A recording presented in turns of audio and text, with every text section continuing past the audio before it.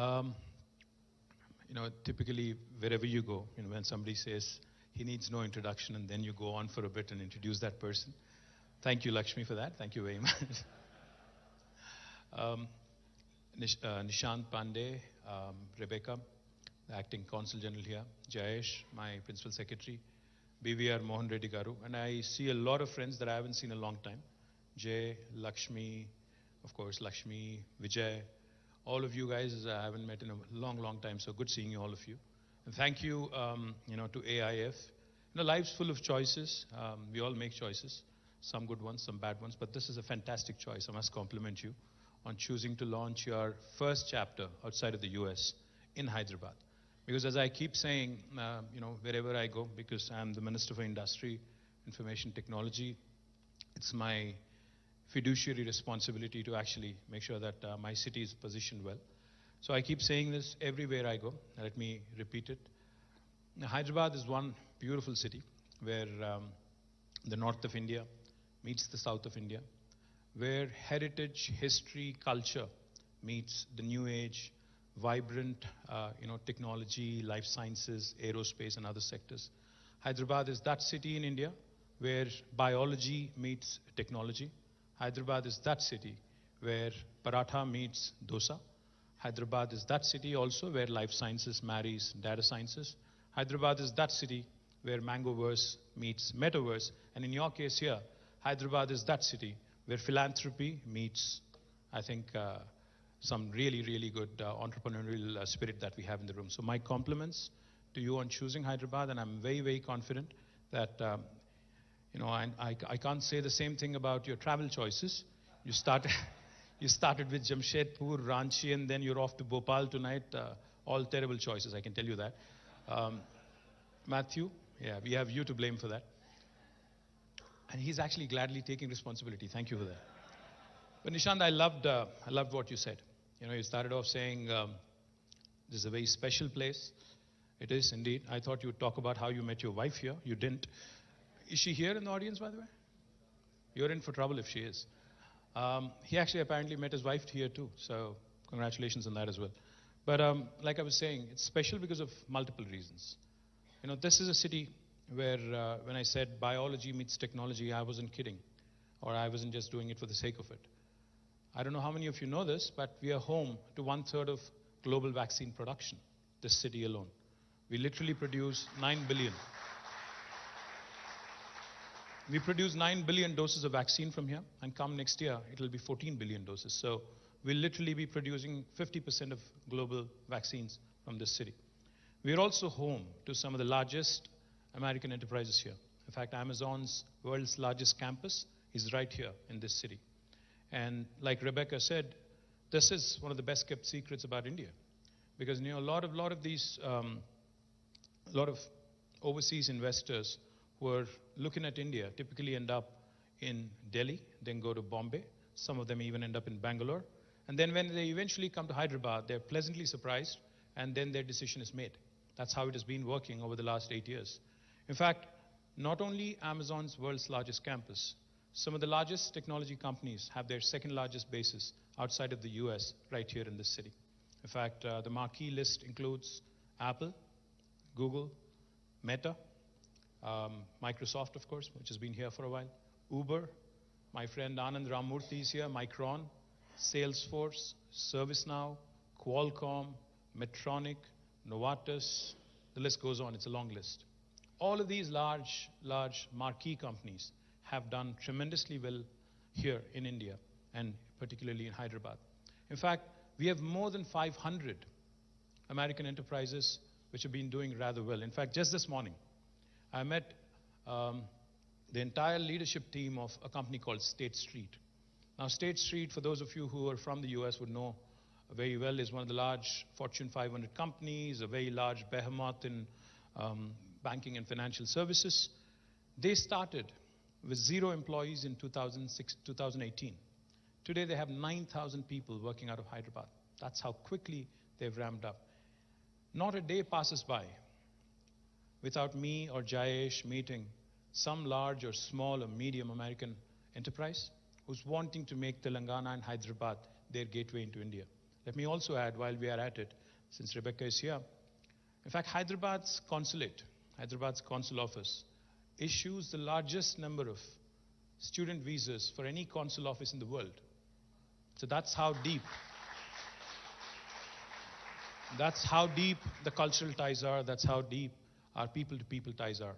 In fact, one of the things that Telugus have done very well, Telugus from both states, Telangana and Andhra, have done rather well, is they've excelled in medicine, they've excelled in engineering, they've excelled, some of them even in politics in the U.S. And it seems to be a growing image for Telugus. I see many of them also doing rather well in spell bees. Whenever I get an opportunity. Our children, by the way, here in India are not doing so well in spelling, so I must tell you that as well. So the people-to-people ties, the enterprise-to-enterprise kind of relationships, and now this philanthropic engagement, I think this is taking the relationship to the next level. So, of course, I thank AIF, Nishant, and the chapter chair here, I think Prashant Lahoti and Rekha, Lakshmi, Jay, good seeing you after a long time. Ravi, Kasturi, Nalini and Raj, Nirmala, and all of you who are the founding members of this chapter here. But I do have an ask. You mentioned the three pillars or three primary objectives: education, I think public health, and livelihoods. I think these are typically, like Mohan Reddy Garu said, these are the principal asks from the society perspective. And we are doing our bit as a government. We are trying our bit to ensure that we live up to the kind of demand there is from the country, from the state. If you actually look at what India has to offer right now, I was telling the team from the US, India is a very, very young country. In fact, 50% of our population is less than the age of 28. That's the median age. 65% of India is less than the age of 35. So as the world is getting older, India is getting younger. This is, in fact, I can't say this enough, I can't stress this enough. This is the biggest asset India has at its disposal. In fact, one of the things that I keep talking about wherever I go is the human capital, which you mentioned also, and how it can be nurtured and how it can actually help India really jump a few hoops and get into the second world and thereafter into the first world, is something that we all need to focus on, with a lot of synergy. In Telangana, we are doing a few things which I think are in the right place, which I think are headed in the right direction. We have, in fact, the largest number of doctors and the largest number of beds for 100,000 people, for any province in the country, for any state in the country. We have the largest number of that in Telangana. But more importantly, we're also ramping up our healthcare infrastructure. We're setting up a medical college and a hospital in each and every one of our 33 districts. Successfully, we've been able to do a few things when it comes to women's health. The infant mortality has come down big time. The maternal mortality has come down.